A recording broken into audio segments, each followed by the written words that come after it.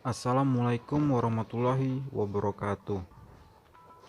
Kami kelompok 5 dari Fakultas Manajemen akan mempresentasikan tentang uji Lilly Force untuk memenuhi tugas statistik 2. Nama-nama kelompok: pertama Ana Rizky, kedua Ahmad Adi, ketiga Krisman Pranata, keempat Indah Widya Stuti, dan yang terakhir Reni Kartini. Pengujian normalitas distribusi dengan uji Lilly Force pada umumnya digunakan untuk data tunggal. Dengan kata lain, uji Lilly Force dipergunakan untuk menguji kenormalan data distribusi atau data frekuensi tunggal, bukan data distribusi frekuensi kelompok. Langkah-langkah untuk melakukan uji normalitas Lilly Force ini ada 3 langkah. Yang pertama harus menentukan taraf signifikan A. Yang kedua membuat tabel distribusi frekuensi dan hitung mean atau rata-rata dan simpangan bakunya. Kemudian yang ketiga kita melakukan uji normalitas.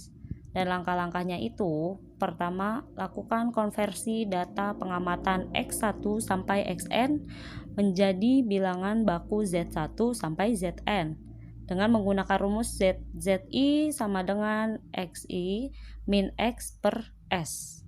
Nah, kemudian menghitung peluang setiap bilangan baku dengan menggunakan daftar distribusi normal. Setelah itu, menghitung proporsi Z1 sampai Zn yang lebih kecil atau sama dengan Zi. Nah, ini ada rumusnya, nanti dijelaskan di contoh. Kemudian menghitung selisih FZI dikurang SZI dan menentukan harga mutlaknya. Kemudian ambil harga terbesar di antara harga-harga mutlak selisih tersebut sebagai harga LO atau L hitung.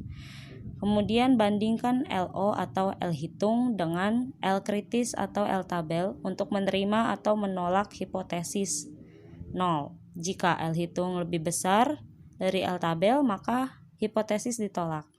Dan begitupun sebaliknya, selebihnya nanti akan dijelaskan di contoh soal. Sebagai contoh, di sini ada nilai sampel, lalu kemudian mencari nilai mean dan simpangan bakunya terlebih dahulu. Untuk mencari nilai mean, dengan cara X bar sama dengan sigma FI kali XI per sigma FI, yaitu 136 per 24 sama dengan 5,7. Lalu untuk simpangan bakunya yaitu akar dari sigma FI kali XI min X bar kuadrat per N min 1. Jadinya 204,13 kurang 23 sama dengan 2,97.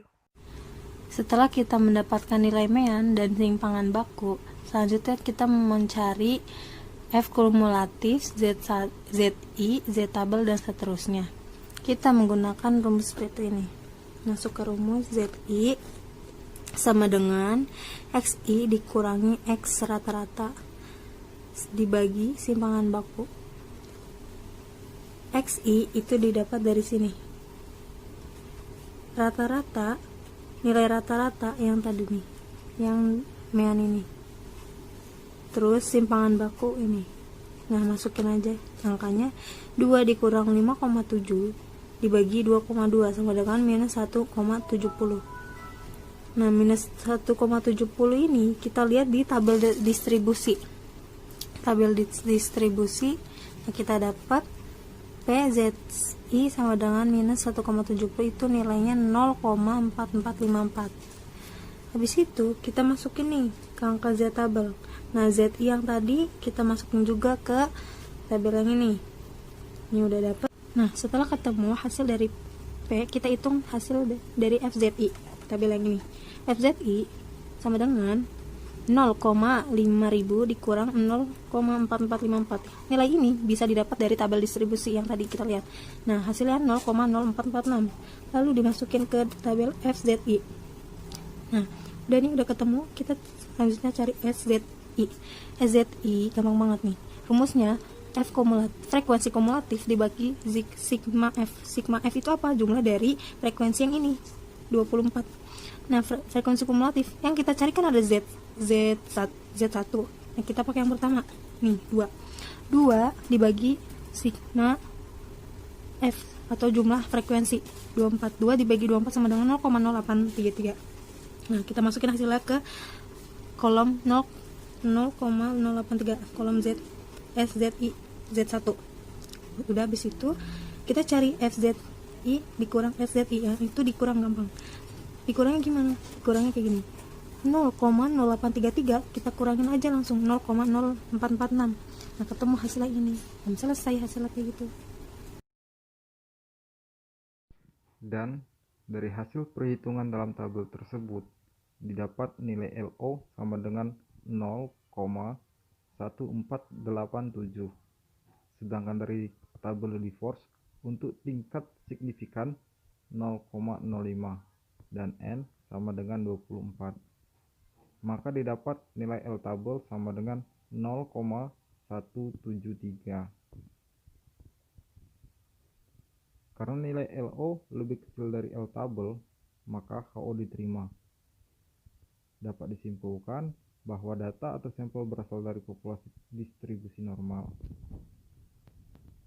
Kesimpulan dari kelompok saya yaitu uji normalitas. Uji normalitas adalah data empirik yang didapatkan dari lapangan sesuai dengan distribusi teoretik tertentu.